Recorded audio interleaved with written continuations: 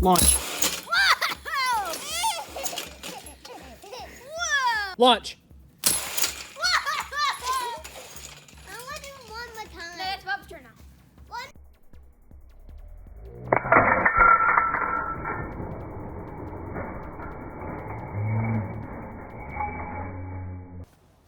Holy smokes! One. Launch. So down here on this post, I've got a Harbor Freight trailer winch for up to 1,000 pounds, I think it goes to. Yes, it says it does. I've got these. These are 1.5 inch EMT conduits. The upper poles are 1.25 inches. This here, this collar, 6 inches, is 2 inch EMT conduit with 5 608 bearings in it so that it can smoothly slide up and down. Across there, I've welded some 1/2 inch black iron pipe. We've got a pulley here so that this single winch tensions both poles at the same time. I was going to use cable to run this, but 550 paracord was a lot cheaper and more readily available, so this runs 550 paracord. Now, the issue that 550 paracord has that cable would not have is that it stretches. And so getting the two, because this pole over here has about 10 additional feet of line on it, it had a lot more stretch.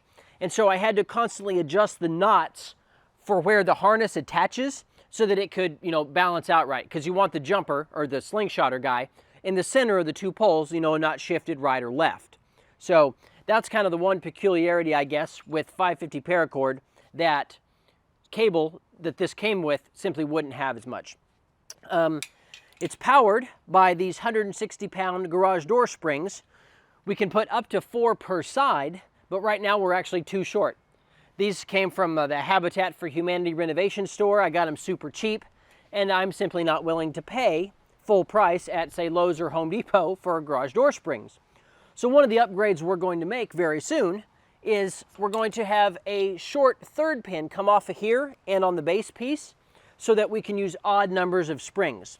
We currently have 6, but when this cross piece isn't balanced with an even number of springs, it tends to twist in things. So I'm going to add a little pin straight out the back on each of these 2 poles after this comes down so that we can balance the load with an odd number of springs. Sadly, of course, I don't go as high as I would like on 2 springs. And so we're really in the market for another set of springs so I can run 8, and hopefully I can get a ways off the ground. Each of these poles is 19 feet tall. They're 10-foot conduits, and they overlap a foot in the middle. That's kind of about all. This bar that runs across the bottom here is only 9 feet long now because I used 6 inches times 2 for each of the 2 sliding collars that the spring's attached to. And this bottom pole is where the cable, or the 550 paracord, runs across from this side through and up the other side. I guess the one thing about this that's maybe not obvious is it uses a block and tackle setup so that the springs, which can go about 3x on their from their L knot length to their max length, it's about a 3x. And you want the jumper, or the slingshot guy, obviously to be able to go really far, not just 3x.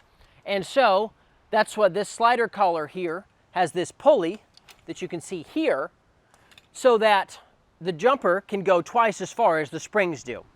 Other than that, it's just been a project that's been in the works for a really long time because I didn't have a super great excuse to build it. I thought Alex's 10th birthday was a fantastic excuse to build it. And we've all had an awful lot of fun with this.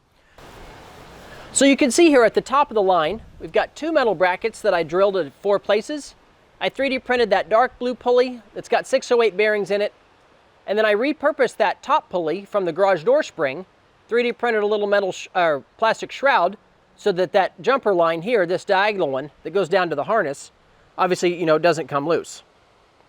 And there's the harness there.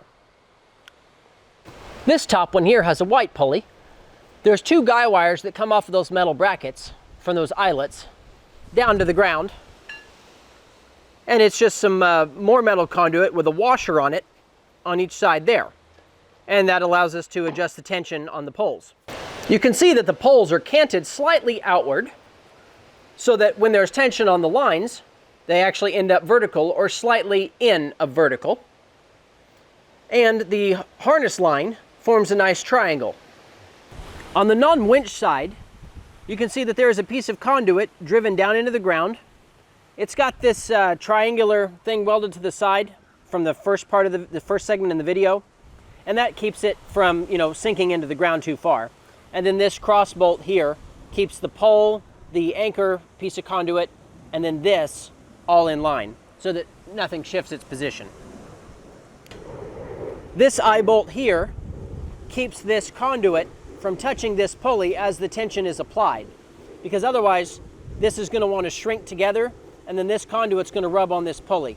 So this cross bolt here is just loose, but it keeps that from touching. You can see here on the carriage that I've just got some 1/8 inch by 1 inch steel welded to this piece of EMT. There's two 608 bearings in each of these. This slot here was a miss slot. I ended up not using that.